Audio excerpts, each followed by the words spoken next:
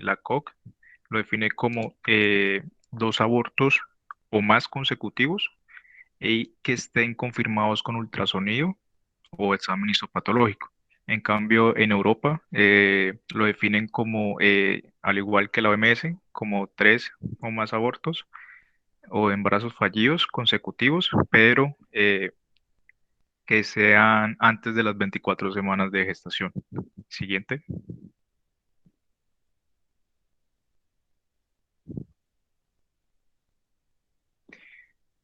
En cuanto a la incidencia, los abortos recurrentes ocurren entre el 1 al 3% de las mujeres en edad fértil. De este porcentaje de mujeres, el 50% de estas mujeres que cursan con abortos recurrentes, la causa es idiopática, ¿sí? Ahora, de estas, eh, llegan a tener hasta un 70% de éxito, ¿sí? Si no se les da un tratamiento médico alguno.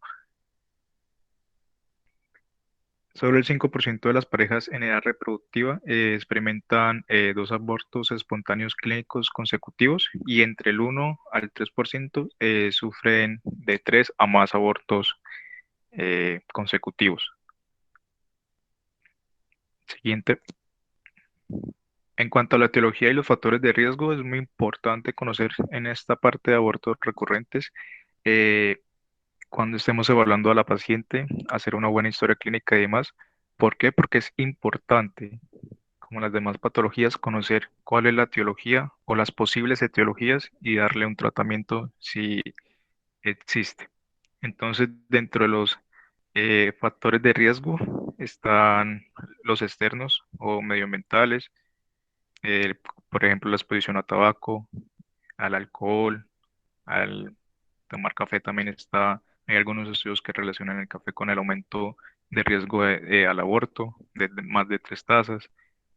La obesidad materna está muy relacionada con abortos, con el aumento de abortos recurrentes y además eh, hace que la paciente sea proclive a que desarrolle otras patologías que me van a aumentar el riesgo.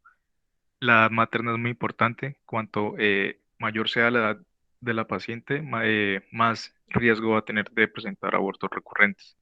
El pasado reproductivo hay que indagar muy bien si ha presentado abortos, eh, cómo han sido esos abortos y la gestacional.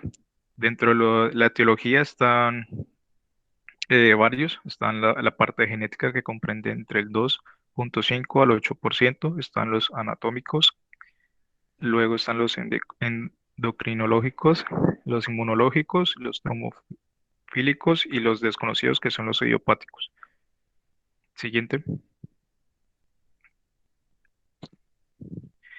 En cuanto a la edad materna y pasado reproductivo, como había mencionado, aumenta conforme lo hace la edad, ¿sí?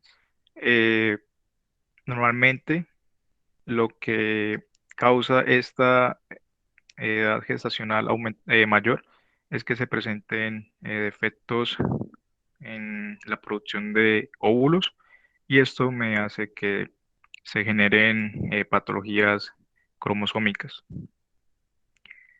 disfunción uterina y ovárica. Entonces, ¿qué pasa?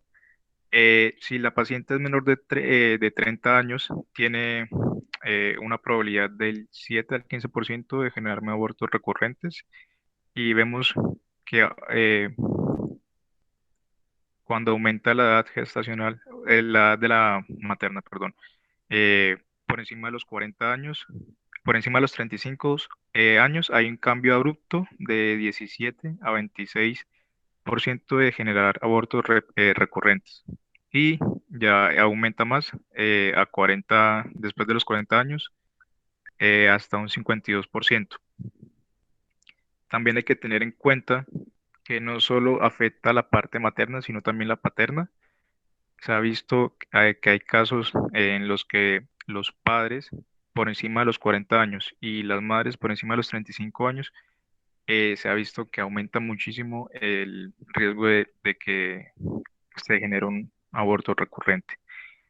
En la tabla podemos ver lo que he dicho y algo muy importante que sale en la tablita de abajo es que hay un eh, efecto benéfico en cuanto a que le preguntemos a la paciente si ha tenido algún embarazo previo a término. Como pueden ver en la tablita de abajo, conforme aumenta el número de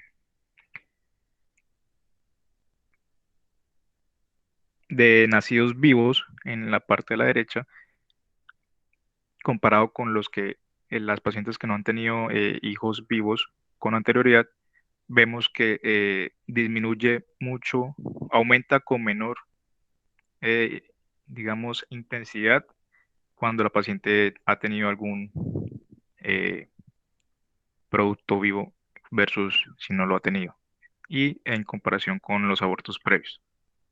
Entonces es un efecto benéfico que le preguntemos a la paciente si ha tenido eso. En cuanto a los factores genéticos, al menos el 50% es resultado de una anormalidad cromosómica. Dentro de esas anormalidades cromosómicas, las más importantes a tener en cuenta son las trisomías, luego las monosomías. Al menos un 25 o un 50% exhiben alguna anormalidad cromosómica y este porcentaje aumenta si aumenta la edad de la paciente. Los errores genéticos asociados al aborto recurrente incluyen anormalidades genotípicas maternas y paternas, como ya mencionaba antes, no solo estudiar solo a la paciente, sino también indagar por el padre. Las aneuploidías fetales recurrentes, las trisomías son las más frecuentes, con un 50% de presentación. Dentro de estas trisomías, es la más frecuente es la trisomía del 16, que es inviable, la trisomía del 22, que el feto nace pero no logra vivir mucho, y luego están las trisomías 21, eh, la del 15, la del 18 y la del 2, que tienen la misma porcentaje de presentación, y pues sabemos que esos fetos, digamos, tienen una vida a largo plazo. Las aneuploidías suceden por errores en la meiosis 1 y también por el factor de la edad avanzada materna. Después de las trisomías están las monosomías, son las más frecuentes. La monosomía del 15, perdón, monosomía del cromosoma X. Y en cuanto a los endocrinológicos, hay que tener en cuenta ciertas patologías: diabetes mellitus, el síndrome ovario poliquístico, la obesidad, los trastornos tiroideos, tanto hipo como hipertiroidismo como hipotiroidismo, la hiperprolactinemia y la insuficiencia de la fase lútea. Siguiente.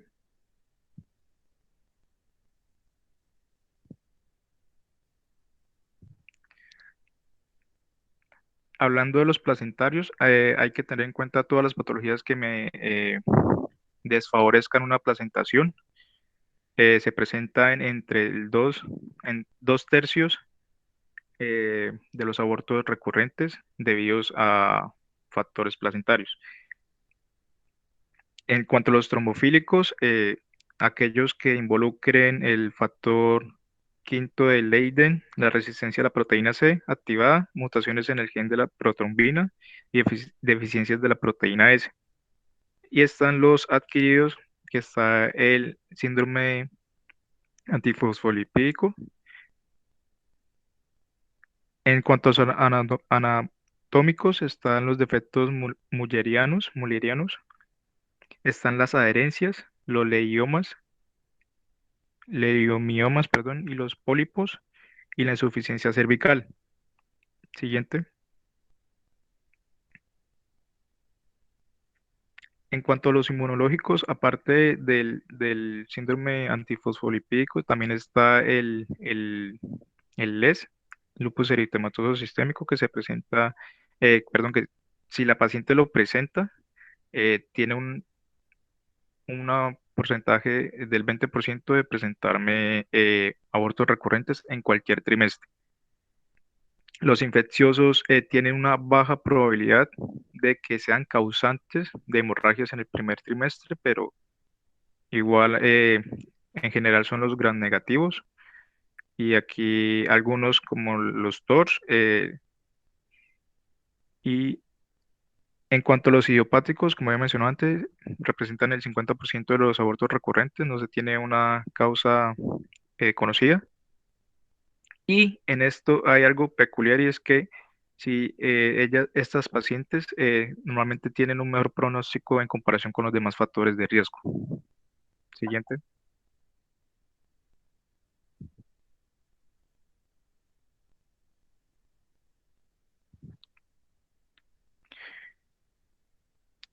En cuanto al diagnóstico, es importante hacer una buena historia clínica. En cuanto al examen físico, medir la altura, el peso, eh, también tomar signos, perdón, buscar signos eh, de, de deficiencias o alteraciones en el metabolismo en la mujer, defectos anatómicos. Hay, como ya había mencionado mi compañera María Fernanda, hay que hacer una ecografía transvaginal y pruebas de laboratorio no están muy sugeridas, pero hematológicas, hormonales, genéticas e inmunológicas, de acuerdo a la causa que hayamos sospechado, de acuerdo con la historia clínica que hayamos hecho y lo que hayamos encontrado en el examen físico.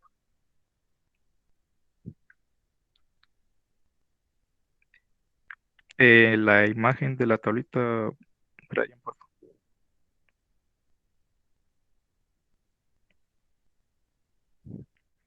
Listo. Entonces, por ejemplo, si la paciente tiene anormalidades uterinas, podemos hacer una laparoscopía o una histeroscopia. Si es una infección, podemos enviarle titulaciones de anticuerpos genéticos. En cuanto a lo genético, es muy importante hacer el cariotipo, ¿sí? Sobre todo eso. En las trombofilias, medir la proteína C, la proteína S, diferentes marcadores. Los endocrinos, mirar los niveles de progesterona cuando hay deficiencia de la fase lútea, hormona tiroidea, la estimulante tiroidea, eh, medir también glucosa, etcétera, etcétera. En cuanto a los metabólicos, medir la homocisteína en sangre. En cuanto a los inmunológicos, en cuanto a el síndrome antifosfolipídico, medir los marcadores. Y en los externos, hay que indagar en la historia clínica. Siguiente.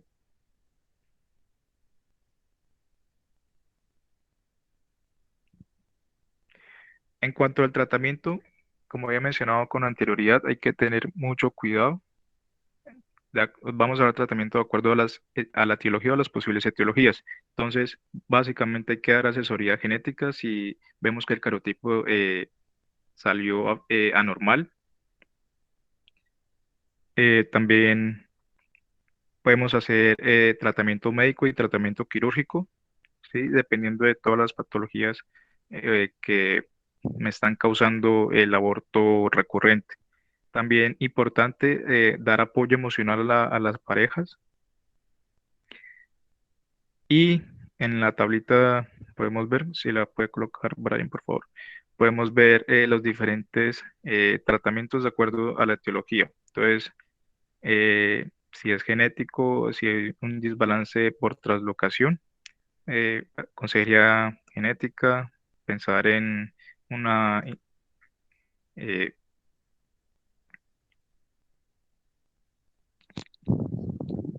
fecundación in vitro. eh, si es una etiología trombofílica, hay que dar normalmente aspirina en bajas dosis junto con heparina de bajo peso molecular, preferiblemente comparada con la heparina no fraccionada.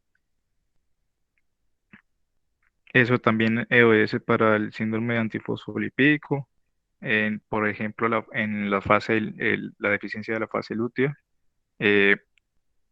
dar progesterona, pero en un estudio decía que solo se ven favorecidas aquellas pacientes que representan causas idiopáticas. También si tiene diabetes, controla diabetes, y si va a seguir teniendo bebés o embarazándose, hay que decirle a la paciente que es mejor primero controlar la glucosa, la glicemia antes de que se embarace.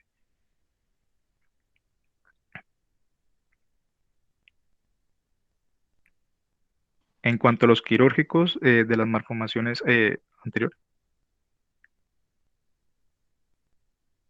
los quirúrgicos hay que tener en cuenta la etiología, si vale la pena hacer una histerectomía total o simplemente eh, escindir la parte que está comprometida cuando son malformaciones o deformidades en las trompas uterinas. Y ahora sí, siguiente.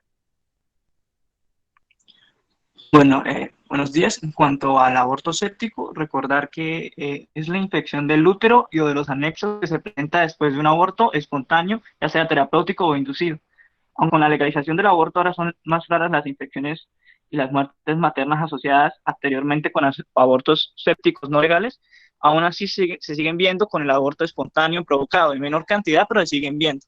Entonces, recordar que los organismos pueden invadir el biometro y extenderse para causar ya sea parametritis, peritonitis y septicemia. Eh, la infección post-aborto es un proceso ascendente y sus principales causas son, como vemos en las imágenes, la cervicovaginitis, que haya retención de restos, que haya una mala técnica séptica en el aborto, utilización de elementos contaminados o un trauma durante el procedimiento operatorio, por ejemplo, con perforación del útero y de otras estructuras adyacentes. En cuanto a la etiología, recordar que proviene tanto de la flora vaginal del paciente como de la contaminación durante el procedimiento que se hizo para producir el aborto. La mayoría de las bacterias que causan el aborto séptico en general son parte de la flora vaginal normal. Particularmente preocupante tener en cuenta las infecciones graves por necrosis y el síndrome de choque tóxico que causaba por el estreptococo del grupo A, o sea, el estreptococcus biógenos. Y recordar que la etiología del aborto séptico en general es polimicrobiana y mixta, donde predominan las bacterias anaerobias como los testoestococos, bacteroides, clostridiums, los cocos gram positivos, ya sea estafilos o streptococos, y en los bacilos gram negativos como la Escherichia coli, la Proteus y la Klebsiella. Para hacer el diagnóstico, debemos tener en cuenta una paciente con una historia clínica que sospeche de embarazo previo inmediato o con un antecedente de un aborto intra o extrahospitalario, que me llegue con fiebre, con malestar general, con escalofríos, con dolor abdominal o dolor pélvico y con sangrado genital. En el examen físico podemos encontrar entonces una temperatura elevada, taquicardia, polipnea y ocasionalmente hipotensión arterial. Puede generar dolor a la palpación de hipogastrio o del abdomen. Al examinar la pelvis podemos encontrar salida de sangre o de material ovular fétido o purulento, laceraciones vaginales o, o cervicales en un aborto inducido, por ejemplo. El cervix a veces con frecuencia se encuentra abierto y se puede observar ahí cuerpos extraños como sondas o alambres. Al examen bimanual podemos encontrar un útero blando, aumentado de tamaño, y se pueden también detectar masas pélvicas que pueden corresponder a hematomas o abscesos. Y los parámetros cuando están comprometidos en la infección, ellos se vuelven duros y dolorosos. En cuanto a los exámenes de laboratorio, podemos hacer un cuadro hemático con leucocitosis que tiene en la izquierda y elevación de la BSG. En los hemocultivos son positivos en un alto porcentaje de los casos y podemos hacer rayos X para descartar cuerpos extraños o aire subdiafragmático en caso de, por ejemplo, de una perforación útera. Es importante, al igual que la infección uterina puerperal, realizar un diagnóstico sindromático que evalúa la parte según la respuesta inflamatoria de la misma y frente a la infección, y también un diagnóstico topográfico. Entonces, en cuanto al diagnóstico sindromático, debemos diferenciar sepsis, choque séptico y síndrome de disfunción multiorgánica. La sepsis es la presencia de un foco infeccioso y dos o más criterios del síndrome de respuesta inflamatoria sistémica, que incluye una temperatura mayor a 38 grados centígrados o menor de 36, una frecuencia cardíaca mayor de 90 latidos minutos, una frecuencia respiratoria mayor de 20 respiraciones por minuto o una presión parcial de dióxido de carbono menor de 32 y una leucocitosis, es decir, más de 15.000 leucocitos después del aborto, pues. En el choque séptico, tenemos que tener en cuenta una hipotensión inducida por la sepsis, una tensión arterial sistólica de 90 milímetros de mercurio o una disminución de 40 milímetros de mercurio con respecto a la presión basal que maneja la paciente, que persiste esta hipotensión más de una hora a pesar de una adecuada resucitación con líquidos, llevando a una hipoperfusión sistémica a la paciente.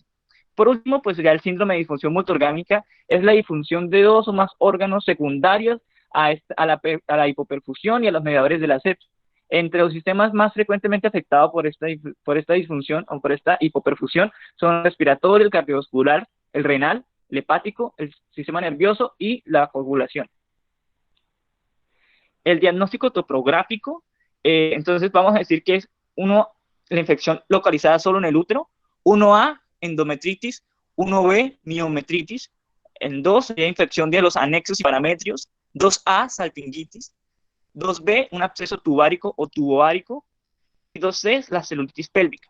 En la 3 tenemos cuando se ve comprometido el peritoneo, en la 3A es pelviperitonitis y 3B peritonitis. Entonces, ¿para qué sirve este diagnóstico topográfico? Para ubicar o localizar la infección. Sin embargo, cualquiera de estos diagnósticos topográficos debe acompañarse ya sea de sepsis o de un choque séptico como tal. Esta no es una clasificación que implique grados de severidad de la enfermedad. Es decir, por ejemplo, el 2B, que es el absceso tubárico o tubovárico, es inclusive más grave que el 3A, que es la pelviperitonitis. Esta clasificación tampoco implica que la infección tenga un orden de diseminación, ¿no? Primero me da endometritis, miometritis, no, solamente para localizar dónde se encuentra la infección a nivel del aparato femenino o anexos.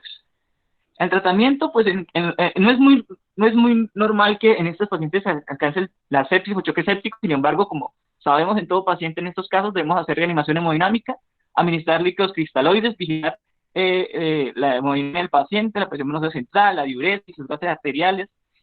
A recordar que si no podemos hacer reanimación hemodinámica solamente con líquidos, debemos administrar inotrópicos, ya sea dopamina o adrenalina. En el caso de choque séptico, nuestro objetivo siempre es recuperar la presión arterial que estaba baja. Si no se logra con líquidos, pues administramos inotrópicos. Y en el caso de que la paciente llegue a tener un síndrome de estrés respiratorio agudo, pues dar asistencia ventilatoria de un modo precoz. El manejo de la infección clínica incluye la administración inmediata de antibióticos de amplio espectro. ¿Como cuáles? Con la primera elección tenemos la penicilina cristalina de 5 millones intravenosa cada 4 horas, más metronidazol 500 miligramos vía oral cada 8 horas. O intravenosa si la paciente no tolera la vía oral. La clindamicina, 600 miligramos intravenosa cada 6 horas, más un aminoglucósido, como la ventamicina, de 240 miligramos intravenosa cada día, o la amicacina, 1 gramo intravenoso cada día. Esta es la primera elección. En el caso de una segunda elección, ya sea por ejemplo, por la paciente no tolera ampicilina, entonces podemos usar la ampicilina sulbactam 1,5 a 3 gramos intravenosa cada 6 horas, las intravenosas más metronidazol, cefalosporinas de segunda o tercera generación, más metronidazol o clindamicina. Este es como el esquema antibiótico de amplio espectro para tratar el aborto séptico. Recordar que la mayoría de los pacientes responden a este tratamiento dentro de 1 a 2 días y reciben el alta cuando ya estén febriles. Es probable que en estos pacientes no se deba dar un tratamiento antibiótico oral de seguimiento, si necesario. En tanto, el tratamiento quirúrgico es cuando ya la paciente sigue con síntomas de sepsis y sin una respuesta al tratamiento antibiótico. Entonces, ¿qué vamos a hacer? En caso de que haya presencia de restos ovulares, siempre se debe realizar el grado uterino en menos 8 horas de ingreso, antes de una hora después de una hora de haberse colocado la primera de antibiótico. En los accesos tubováricos que no responden a antibióticos, hacemos una salpingectomía o salpingo o foroectomía. En la miometritis se debe hacer una histerectomía. Y en casos de peritonitis, choque séptico o sepsis con difusión orgánica que persiste más de 24 horas a pesar del manejo con antibióticos de amplio espectro, entonces en esos casos debemos hacer la porotomía exploratoria por sospecha y encontrar cuál es el foco infeccioso. Recordar que muy pocas pacientes desarrollan como tal las sepsis graves, y es esencial entonces en estos casos siempre la atención acompañante e intensiva de apoyo para mejorar los síntomas infecciosos.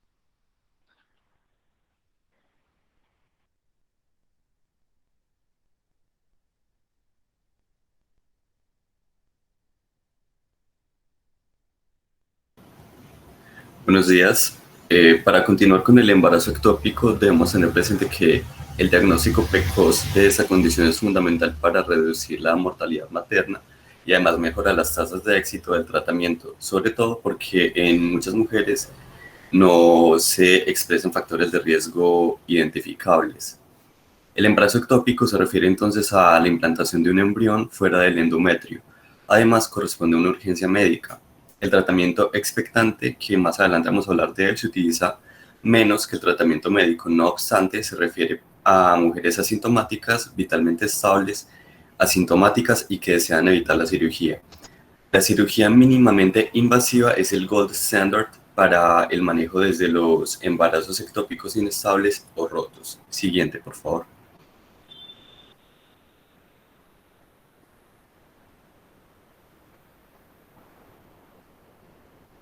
Tenemos entonces que el embarazo ectópico se produce cuando un embrión en desarrollo se implanta en un lugar distinto al endometrio de la cavidad uterina, normalmente en la trompa de falopio. Respecto a la trompa de falopio, aunque la incidencia del embarazo ectópico se estima en aproximadamente el 2% de todos los embarazos, es una de las urgencias ginecológicas más comunes encontradas en el medio. La ruptura de un embarazo ectópico puede provocar una hemorragia grave y es una causa importante de mortalidad materna relacionada con el embarazo en el primer trimestre. Por lo tanto, el diagnóstico oportuno del embarazo ectópico es esencial para prevenir la mortalidad materna. Esta, a su vez, se encuentra relacionada con el embarazo ectópico, que ha caído en picada en las últimas décadas gracias a la disponibilidad de la gonadotropina coriónica humana y a pruebas como la ecografía transvaginal y la paroscopia, que permiten el diagnóstico y la intervención tempranas. Siguiente, por favor.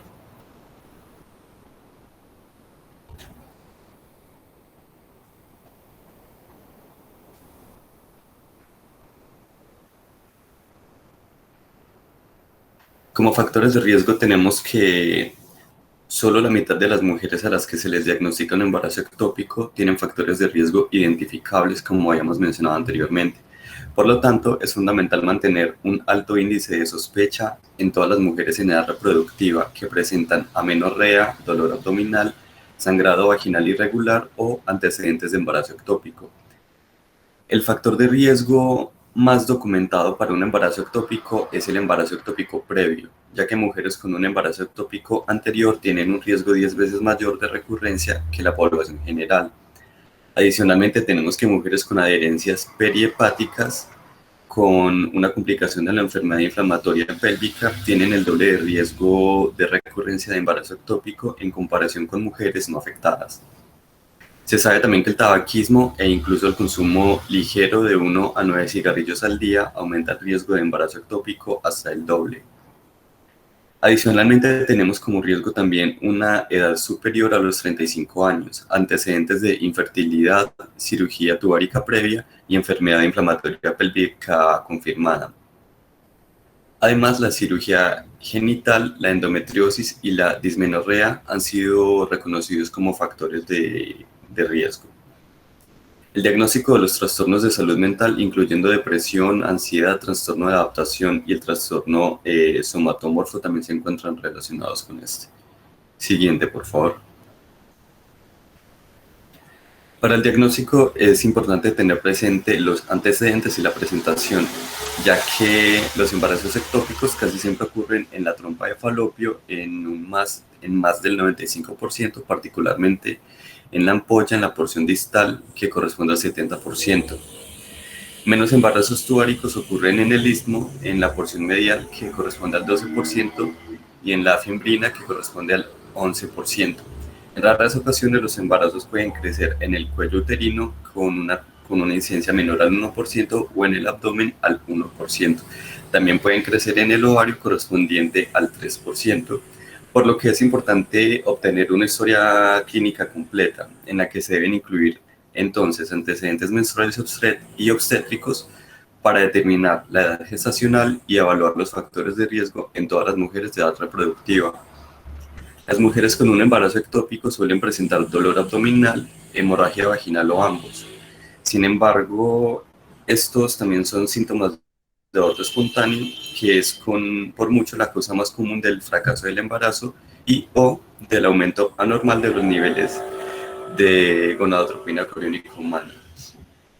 Un embarazo ectópico puede estar intacto o roto en el momento de la presentación.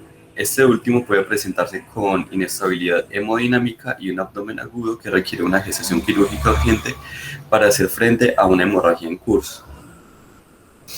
Con respecto a las investigaciones de laboratorio, tenemos que las pruebas cuantitativas seriadas de gonadotropina coriónica humana en suero pueden ser útiles para determinar si el embarazo actual es probable que esté en una localización ectópica. En un embarazo normal, el nivel de gonadotropina coriónica humana aumenta durante las primeras 4 semanas, seguido de un aumento más lento hasta las 10 semanas de edad gestacional, con una meseta eventual. En la mayoría de los embarazos intrauterinos normales, los niveles de gonadotropina coriónica humana aumentarán entre un 65% y un 100% cada 48 horas. Aunque incluso una meseta corta de gonadotropina coriónica humana puede ser normal en casos raros. La disminución de los niveles de esta hormona sugiere fuertemente un embarazo fallido, pero no indica su localización. Si no se ha confirmado un embarazo intrauterino confirmado, la mujer debe ser vigilada estrechamente porque posiblemente haya una ruptura de embarazo ectópico o incluso con niveles muy bajos de gonadotropina coriónica humana. El uso de niveles discriminatorios de esta hormona se utiliza para determinar cuándo un embarazo intrauterino debe ser visible en la ecografía. Como dato adicional tenemos que en 1980 sugieren que la gonadotropina coriónica humana de 1000 a 2000 unidades internacionales por litro sin un embarazo visible podría considerarse como un embarazo ectópico. Ahora se reconoce ampliamente que dicha hormona puede ser inespecífica, ya que muchos embarazos ectópicos nunca alcanzan los niveles de las 2000 unidades internacionales por litro o pueden romperse antes de dicho umbral. A la inversa también, las mujeres que han tenido gestaciones múltiples tienen niveles de dicha hormona más altos que las mujeres que han tenido una sola gestación. El uso de 2000 unidades internacionales por litro como valor discriminatorio no podría ser preciso para dichos embarazos. Siguiente, por favor. Respecto a las imágenes, tenemos que la ecografía transvaginal es el método óptimo para obtener imágenes de embarazos en el primer trimestre. En un embarazo normal, el saco gestacional se visualiza a las 5 semanas de gestación, es decir, en las 3 semanas después de la concepción, cuando tiene un diámetro de 2 a 5 milímetros. La presencia de un embarazo intrauterino, es decir, en el saco gestacional más saco vitelino o embrión, en la ecografía transvaginal, se elimina el diagnóstico de un embarazo ectópico, salvo un raro caso de un embarazo heterotópico que corresponde a un embrión dentro del útero y otro extrauterino. Para diferenciar entre un pseudosaco y un saco gestacional precoz, se debe organizar una ecografía de seguimiento de 7 a 14 días. La ecografía transvaginal puede diagnosticar definitivamente un embarazo ectópico si se observa un saco gestacional con saco vitelino o embrión.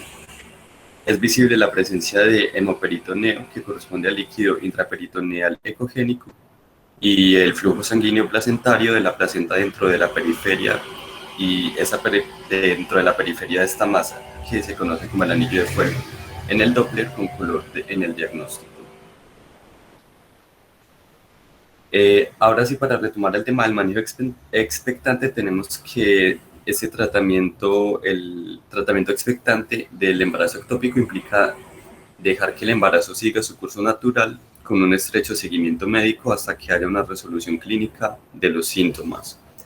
Una prueba de embarazo de orina negativa o una prueba de suero de hormona de gonadotropina coriónica humana.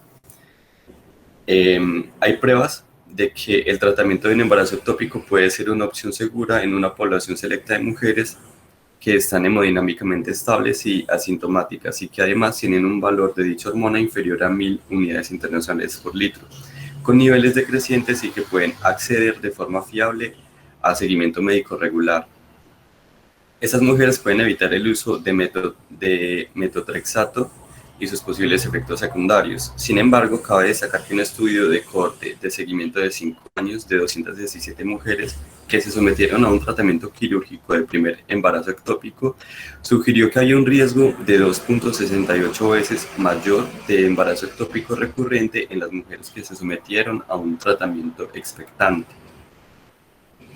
Siguiente, por favor.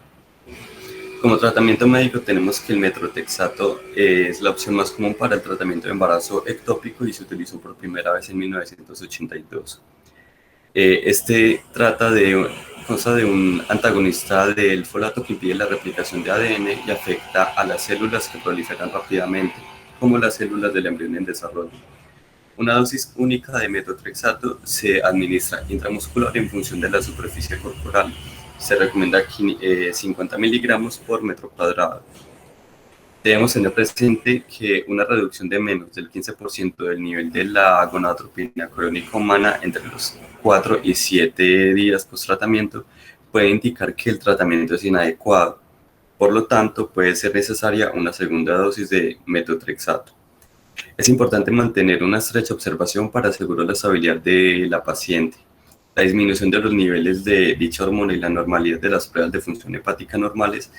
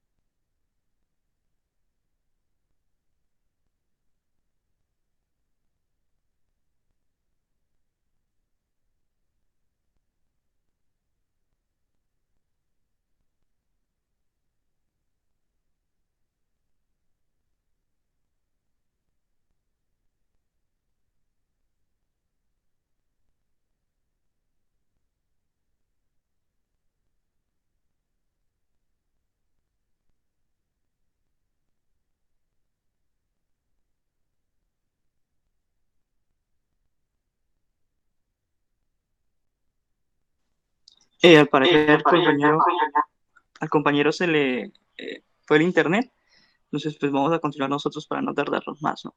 Entonces, hablando del tratamiento médico para el embarazo ectópico, recordar que cuando se vaya a hacer el uso del metotrexato, siempre hacer una estrecha observación a la paciente para asegurar la estabilidad de la paciente, ya que la disminución de los niveles de gonadotropina coriónica humana beta y la normalidad de las pruebas de función hepáticas normales son las que nos permiten el hecho de si vamos a usar o no el metotrexato. Recordar que las mujeres con un nivel inicial de BHCG de más de 5.000 tienen tienen más de 4 veces, son más propensas al fracaso del tratamiento médico con una dosis única de metotrexato que aquellas que tienen un nivel basal de esta hormona entre 2.000 y 5.000. Así, la mayoría de las directrices sugieren utilizar el metotrexato para tratar de embarazo ectópico solo en mujeres con un nivel de HCG inferior a 5.000. ¿Qué otras cosas debemos considerar? También el tamaño de la masa ectópica, si es mayor a 3,5 centímetros, y la presencia de si hay o no latidos fetales en la ecografía transvaginal. Qué pena interrumpirlo, Brian, es que tuve un problema técnico. Perfecto, cuando ahí continúa. Bueno, muchas gracias.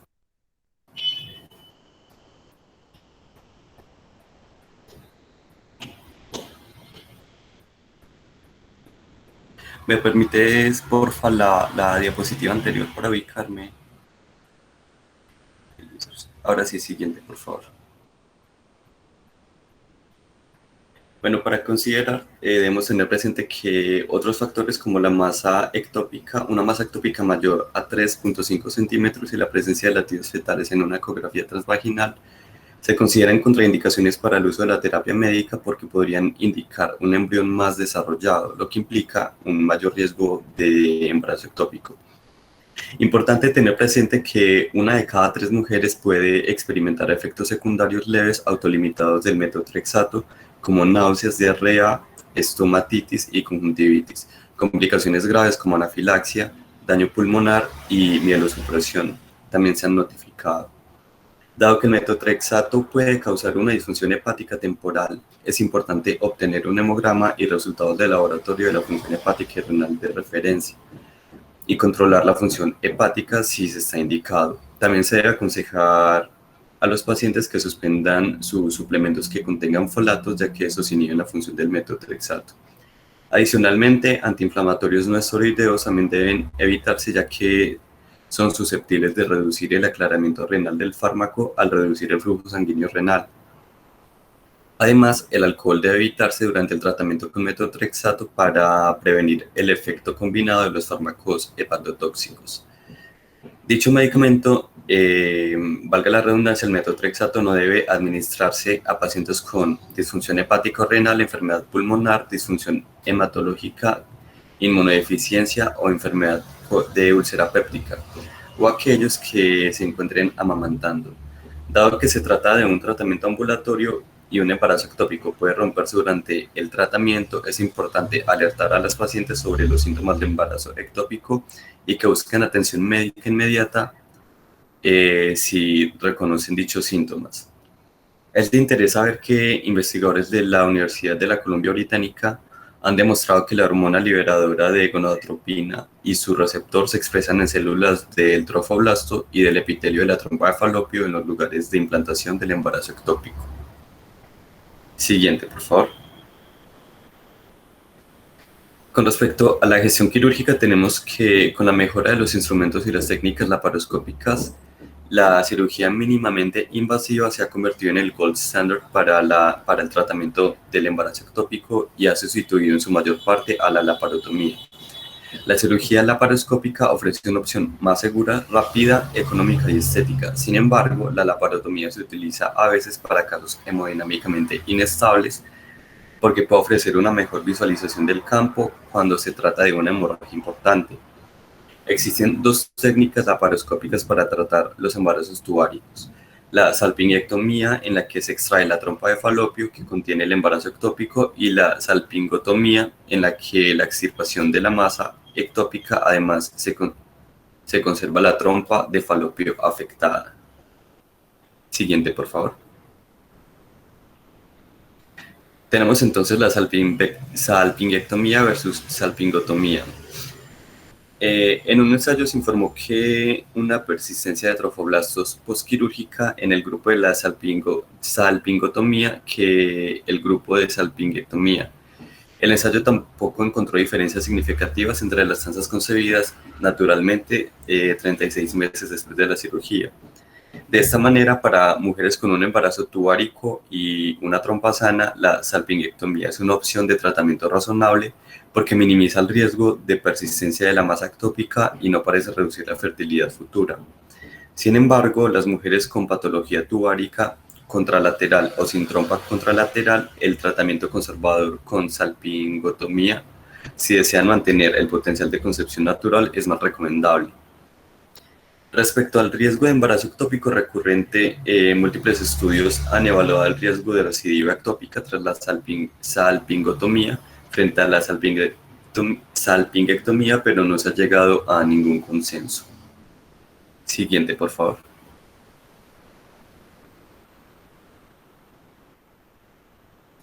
Tenemos entonces como tratamiento médico frente al tratamiento quirúrgico que los pacientes asintomáticos y hemodinámicamente estables pueden ser tratados con metotrexato intramuscular o cirugía laparoscópica. La decisión debe guiarse por las características del paciente, los hallazgos de laboratorio y hallazgos radiológicos, y la preferencia del paciente después de los riesgos y beneficios. Cuando un paciente tiene contraindicaciones para el uso de metotrexato, a menudo es necesario el tratamiento quirúrgico. La cirugía de tratamiento quirúrgico de un paciente estable y asintomático también podría ser prudente si la paciente desea someterse simultáneamente a una esterilización tubárica o si solicita la extirpación de una trompa con ectópicos recurrentes. Es común sugerir entonces un periodo de espera de 3 meses del tratamiento con metotrexato antes de intentar concebir de nuevo. Entre las mujeres con intención de concebir no se han encontrado diferencias significativas en las tasas de embarazo intrauterino espontáneo cuando se comparan mujeres previamente tratadas con una dosis única de metotrexato frente a las que se someten a un tratamiento quirúrgico para el embarazo ectópico. Sabemos que una comparación de mujeres que fueron tratadas con salpingectomía unilateral con las tratadas con metotrexato indicó que las tasas de embarazo ectópico eran equivalentes. La tasa de recurrencia se asoció más frecuentemente con el número de embarazos ectópicos previos más que con la modalidad de tratamiento utilizado durante dichos embarazos. Siguiente, por favor. Ya para resumir, tenemos entonces que se debe ser conscientes de la posibilidad de embarazo ectópico en todas las mujeres en edad reproductiva, ya que el diagnóstico precoz ayuda a reducir la mortalidad materna y mejorar las tasas de éxito del tratamiento. Se debe respetar la autonomía de la paciente, además de tener presente el tratamiento médico o expectante, ya que son opciones seguras y eficaces para una población cuidadosamente seleccionada de mujeres estables y asintomáticas. Y finalmente, la laparoscopia es el gold standard para el manejo quirúrgico del embarazo ectópico con salpingectomía. Muchas gracias.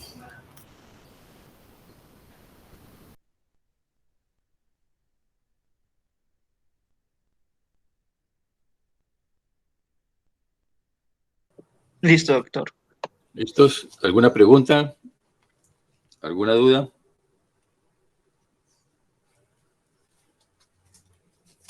Yo tengo algo para anexar que quizás se nos pasó a decir, y es que el Colegio Americano de Obstetras y Ginecólogos recomienda la administración de la inmunoglobulina anti-Ro 300 microgramos intramuscular en las pacientes que hayan tenido un aborto espontáneo durante las primeras 72 horas del diagnóstico de falla del embarazo. Bueno, las pacientes RH negativas, ¿no? Okay. Siempre correrla a la inmunización. Sí, A pero pesar de que no haya teniendo sido en cuenta embarazo. las semanas de gestación que tenía la paciente que tuvo el problema, ¿no? Después de Sí, las dos. señor. Por ejemplo, si tiene menos de 12 semanas, Ajá. se le da 50. Y si tiene más de 13 semanas, sí, las 300. Sí, señor. La otra cosita que faltó en el uso de metrotexate. Faltó el factor de salvamento que hay que siempre acompañar con el uso de metrotexate. ¿Sí recuerden? El ácido folínico, ¿no? Entonces, siempre que se da metrotexate hay que adicionar el ácido folínico. Si no tiene ácido folínico, la levadura de cerveza, que es el factor de rescate de los efectos secundarios que produce el metrotexate. ¿Algo más? Doctor, es que a mí no me quedó claro la diferencia entre el aborto retenido y el incompleto. El incompleto es la paciente que abortó, la paciente que tuvo la expulsión de los productos de la concepción, pero quedaron restos ovulatorios dentro de la cavidad uterina. ¿Cómo sé yo si quedaron restos dentro de la cavidad uterina? Por clínica, pues son pacientes que generalmente siguen manchando, siguen sangrando, pacientes se pueden infectar. ¿Y cómo confirmo yo si realmente esa paciente tiene restos? Pues acudo a la ecografía transvaginal. Y la ecografía transvaginal que tengo que ver si la línea endometrial, si el endometrio es mayor de 15 milímetros, quiere decir que esa paciente tiene restos ovulares todavía y que hay que complementar el tratamiento, ya sea dependiendo de la edad gestacional que tenía antes del aborto, con el misoprostol o haciendo un curetaje. Entonces la idea es aborto incompleto, expulsión de los restos ovulares, quedaron restos ovulares dentro de la cavidad uterina. ¿Cómo confirmo yo? Por clínica. ¿Cómo confirmo aún más todavía? Por la ecografía transvaginal. La línea endometrial, si esa línea endometrial es mayor de 13 milímetros, quiere decir que hay restos ovulares. Y el aborto diferido, que es muy diferente, es la paciente que no ha expulsado ningún resto ovular. Entonces es diferido, o sea, el embarazo está todavía dentro de la cavidad uterina. Son pacientes que el diagnóstico básicamente se hace por ecografía. Y en la ecografía vamos a encontrar pues que de pronto ya dependiendo de la edad gestacional hay un embrioncito.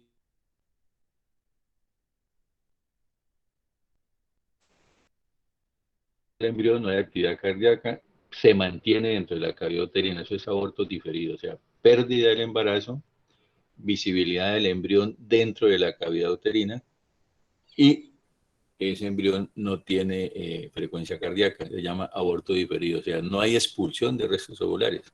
El embarazo se mantiene todavía dentro de la cavidad uterina. Antiguamente se decía que para hablar de aborto diferido teníamos que tener más o menos 8 semanas de embarazo, de edad gestacional, porque se supone que a esa edad gestacional debería encontrarse ecográficamente un embrión. Hoy en día ha cambiado un poquito más eso. Bueno, eso ya es como un tema más largo y sería para revisar, pero ha cambiado un poquito con el uso de la ecografía, porque ya las pérdidas gestacionales ecográficamente se pueden determinar con ecografía como unas pérdidas gestacionales muy precoces, preimplantación, implantación, preembrionaria, embrionaria, embrionaria precoz, embrionaria tardía. Y eso lo hace uno a base de la ecografía y lo hace uno a nivel de, con los niveles de subunidad beta.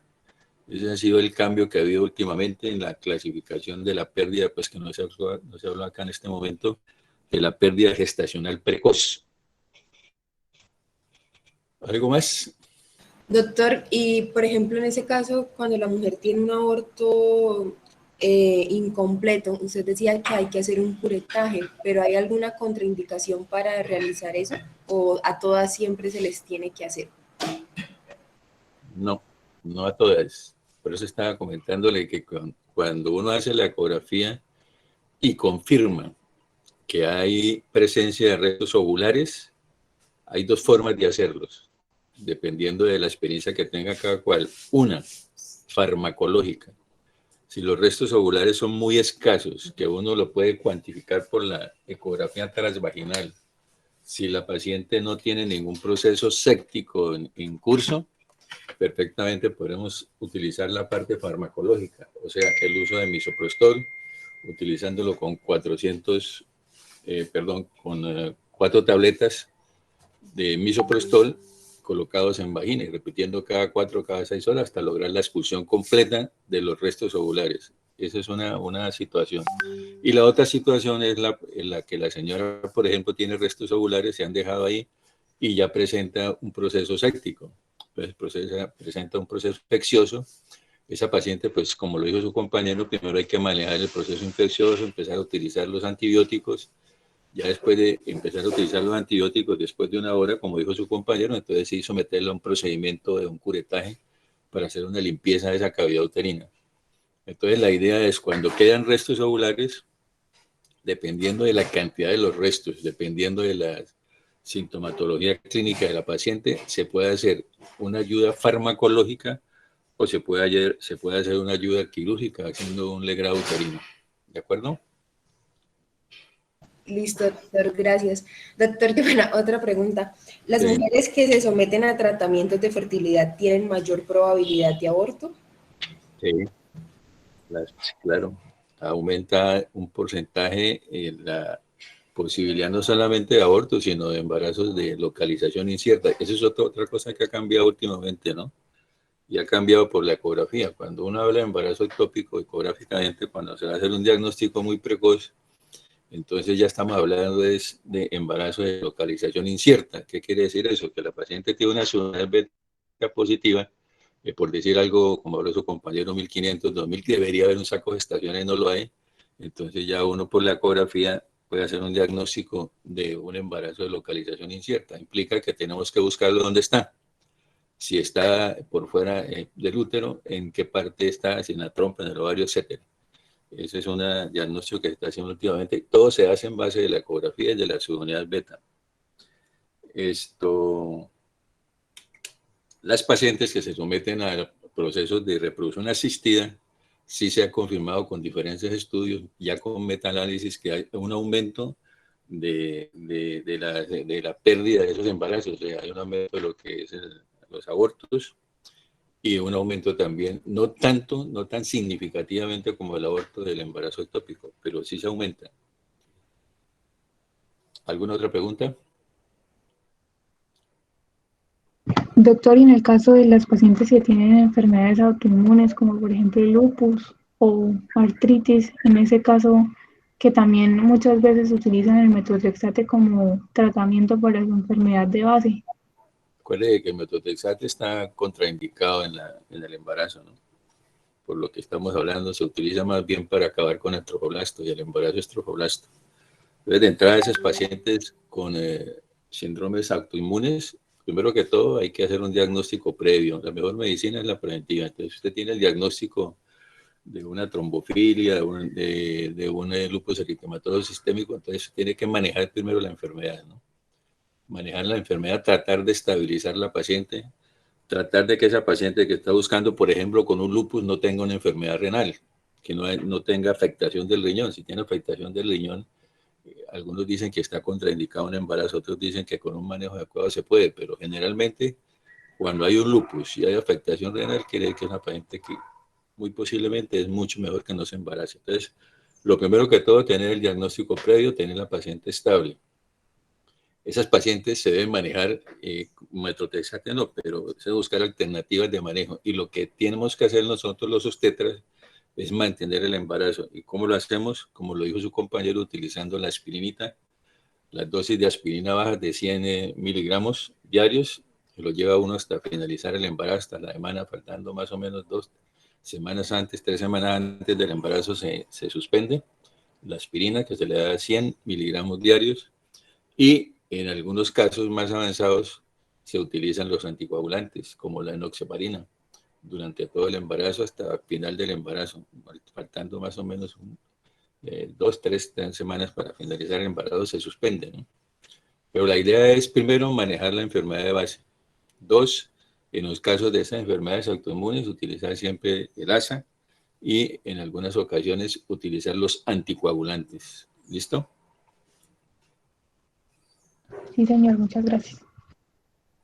¿Alguna otra pregunta? Bueno, muy bien por el grupo. Una revisión muy, muy exhaustiva, como se dice. Que tengan un buen día. Hasta luego. Hasta Hasta luego. luego, Hasta gracias, luego, doctor. doctor. Gracias. Gracias, doctor. Gracias, doctor. Hasta luego.